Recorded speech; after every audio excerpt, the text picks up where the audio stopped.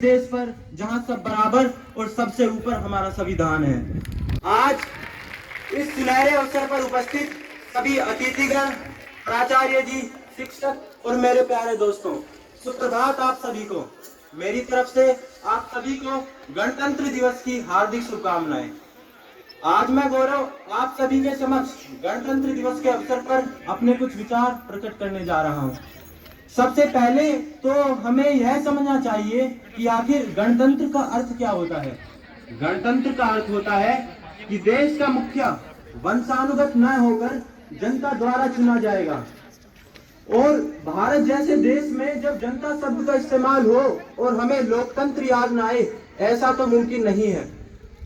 हम यह कह सकते हैं कि चाहे भारत में कोई भी कितना ही बड़ा पद क्यों ना हो, चाहे कोई कितना शक्तिशाली पद ही क्यों ना हो, लेकिन इस बात में कोई दो राय नहीं कि इस देश की रीढ़ केवल और केवल यहाँ की जनता है। और इसी जनता के अधिकारों के लिए काफी लंबे समय से संघर्ष चले आ रहे हैं। आखिरकार 2 साल 11 महीने और 18 दिन के कड़े संघर्ष के बाद भारत को एक संविधान की प्राप्ति हुई, यहाँ के लोगों को उनके अधिकार की प्राप्ति हुई। और यह वही दिन था जिस दिन राजेंद्र प्रसाद जी को भारत के प्रथम राष्ट्रपति के रूप में चुना गया। और आज मैं पूरे विश्वास के साथ कहता हूं कि अगर उस दिन संविधान बोल पाता तो वह अवश्य बोलता कि हाँ, मैं मानता हूं कुछ समय पहले कहते थे लोग कि ये देश केवल और केवल एक बड़ा पाठ है और गुलामी, गरीबी और छुआछूत ही जिसका सार है। कि हाँ, कुछ समय पहले कहते थे लोग कि ये देश केवल और केवल एक बड़ा पाठ है और गुलामी, गरीबी और छुआछूत ही इसका सार है। और आज कहती है एक माँ भी कि मुझे गर्व है अपने इस देश पर, जहाँ मेरे साथ साथ मेरी बेटी के पास भी उसके अधिकार है। आज हमको इस दिन का असली मकसद पता होना चाहिए। केवल और केवल फेसबुक पर हैप्पी रिपब्लिक डे की पोस्ट डालने से इस दिन का असली मकसद सफल नहीं होगा। हमें पता होना चाहिए कि हमारे अधिकारों की कीमत क्या है।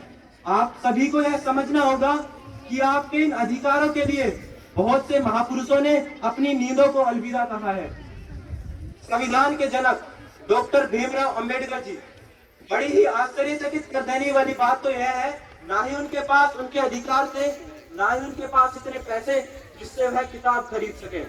उसके बावजूद उन्होंने भारत को दुनिया का सर्वोच्चतम संविधान देकर यह सिद्ध कर दिया कि कठिनाइयां तो मानव के जीवन से गुजरती ही हैं, कि कठिनाइयां तो मानव के जीवन से गुजरती ही हैं। और कुछ ऐसे लोग भी होते हैं जो उन कठिन परिस्थितियों को यह कहते हैं कि sorry dear, but you have chosen a wrong person for your journey. इसलिए आपको यह समझना होगा कि आपके अधिकारों की कीमत क्या है। अपने संविधान का सम्मान करें, अपने राष्ट्र का सम्मान करें। अंत में बस इतना ही कहूंगा कि केवल किरदार ही क्यों अपने आप में कहानी बनो, कि केवल किरदार ही क्यों अपने आप में कहानी बनो। और हिंदू मुस्लिम तो ठीक है जनाब, उससे पहले एक हिंदुस्तानी बनो, एक हिंदुस्तानी बनो, एक हिंदुस्तानी बनो। इन्हीं शब्दों के साथ मैं अपनी वाणी को विराम देता हूँ। जय हिंद, जय भारत, जय संविधान।